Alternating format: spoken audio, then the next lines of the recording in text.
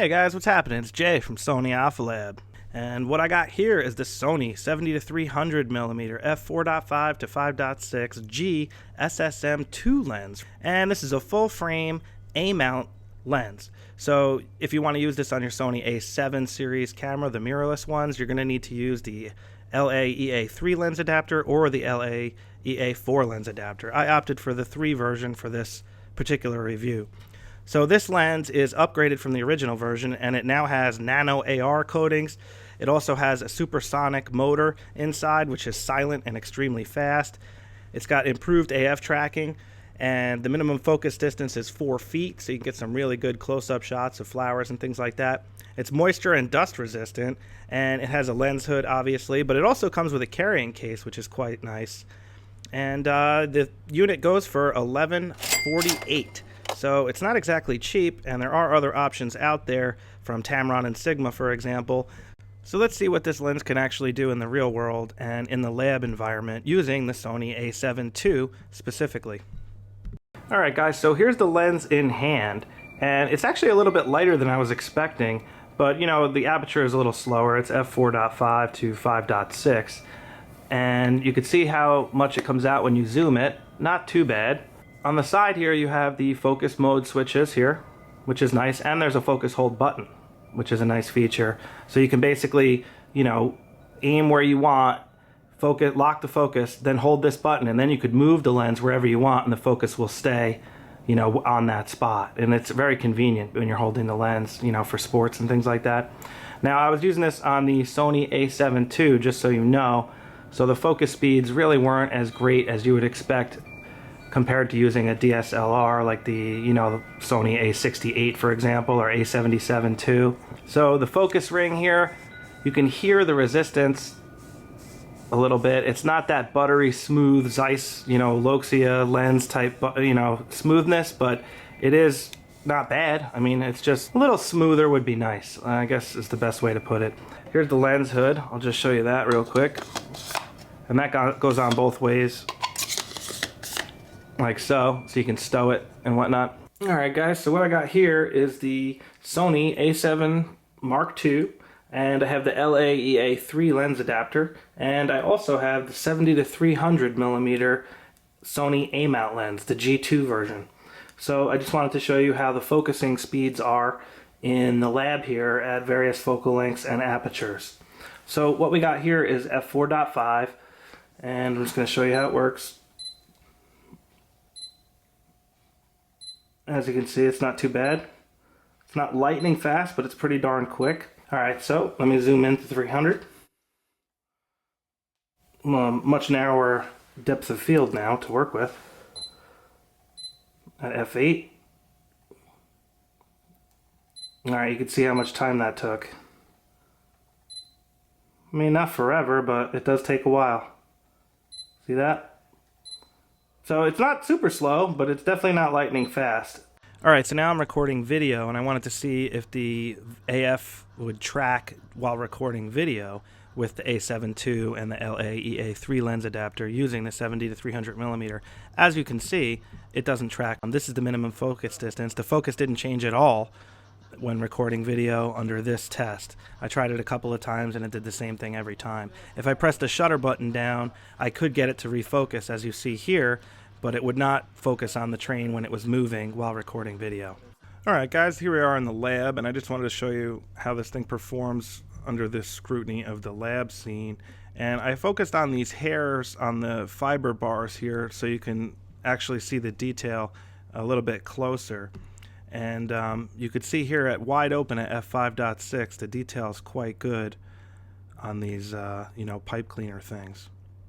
Now if you move up, the depth of field is so shallow that it's actually like ½ an inch away, this dollar bill, from where I focused. You could see it's just slightly out of focus. And here's another shot at f8, and you can see on the fibers it's sharpened up even more. Unbelievable detail there, very good. And I'll show you what the coins look like. You can see the coins, they look pretty good here, nice detail. And there is a little bit of distortion. If you look along the top here, you can see how this circuit board is a little bit bowed. I shot raw, so this is raw quality. These are totally untouched. And this is what the camera took straight off the camera. And you can see at f11 it sharpens up even more. And that's pretty much what you get. Alright, so let's move on to 200mm. And here, again, you can see the fibers at the bottom on the rope here. Very, very sharp. Same thing with the crayons. You can see the detail on the crayons, on the paper.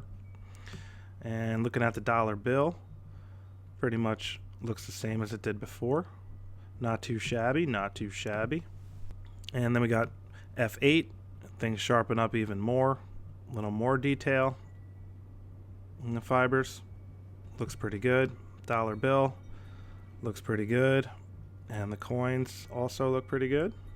And then we got another f5.6 shot. Let me take another picture. This one I actually focused on the dollar bill, so you can see it looks nice and crisp in this particular shot as opposed to focusing on the crayons down below.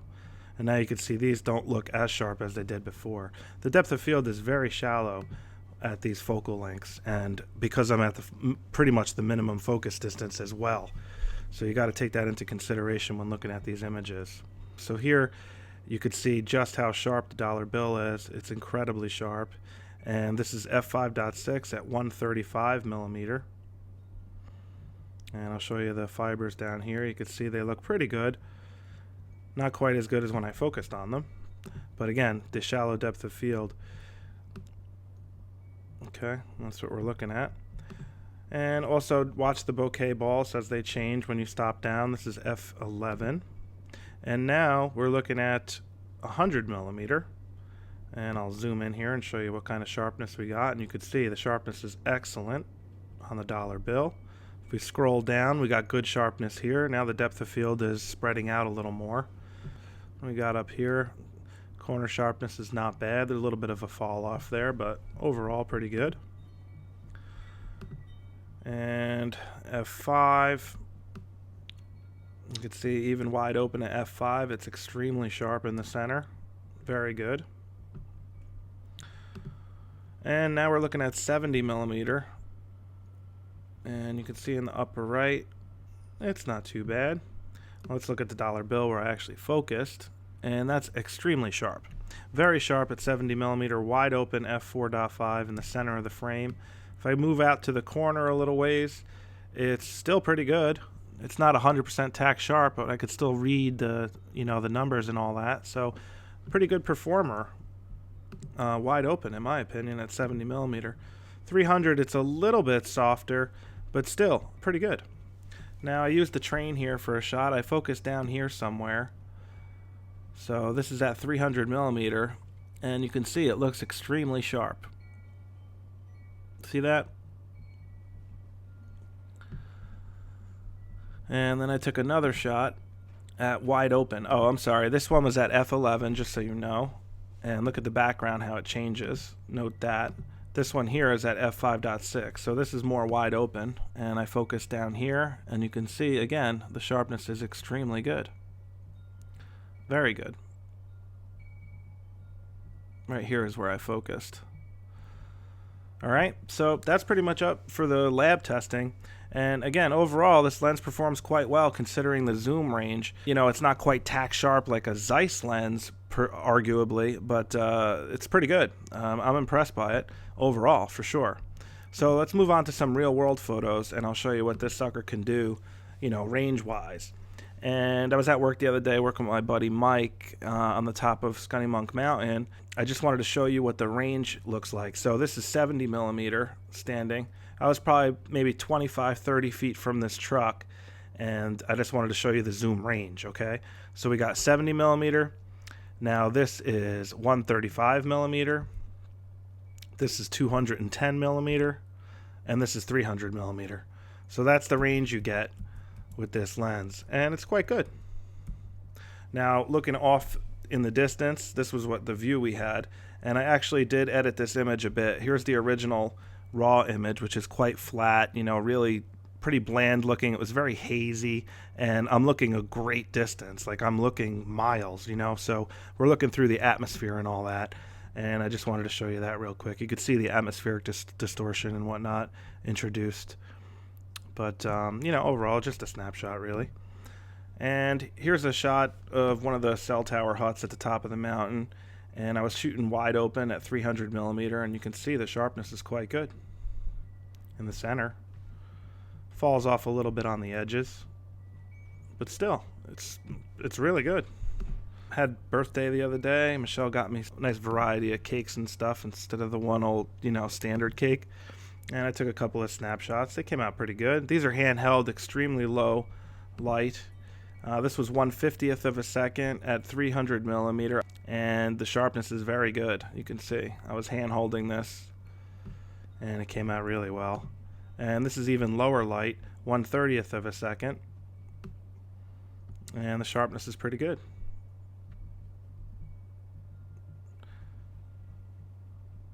Not too shabby. ISO 6400, so of course we're going to lose some detail. And I was driving around, went to this past this art place. They make these cool structures. I don't know what the purpose of these things is, but they have all sorts of weird looking structures, or sculptures I should say, sorry. And I thought they were, worth taking a couple of pictures of. And this one, for some reason, didn't come out too sharp. As you can see, I mean, it's not bad, but it almost looks like the focus was a little off, or maybe I had some camera shake or something like that. But overall, it's not too shabby. You can see the separation from the background. It's pretty good. So, and here's a shot of the sign. I was over by Stewart Airport, and the sign has a lot of detail, so I figured I would focus on that and show you, like, how the numbers, you could see all those little lines and stuff. And I also wanted to show what the out of focus area looked like over here to the right. Now moving on, I was up in Liberty bringing Layla to dance school, and I had some time to kill. Parents aren't allowed to hang out in the dance studio anymore, so they kick us out. But anyway, here's a shot from the top of this hill over in Liberty, and you can see the sharpness looks pretty good at 70mm. And this is a RAW file, don't forget. I did enhance this one just slightly. I added a little contrast to it and color. But again, sharpness is good. You could read the letters. Detail is nice. Easily see the clock and all that. So here's another shot. This one I didn't edit at all, so you could see it looks a little flatter. But this is at 300mm, I believe. Yeah, 300mm wide open f5.6, and you can see the sharpness is quite good. Look at that. Can read the numbers easily on this truck in the lower left. And let's see, let's look around. You could read that sign there pretty good.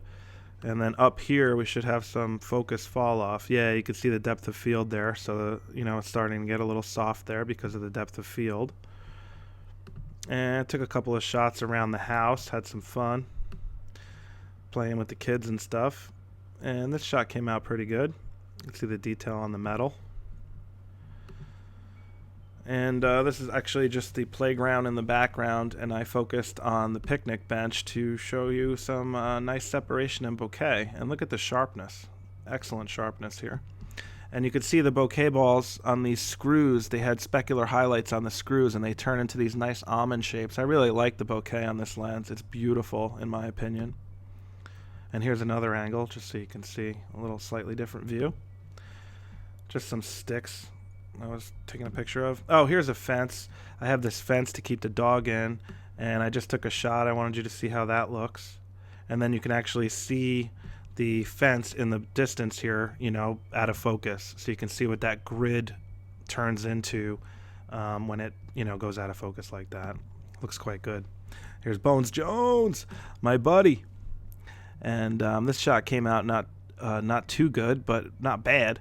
And the focus was working well. You could see this eye here is sharp. I was shooting through the railing, obviously. Here's another close-up.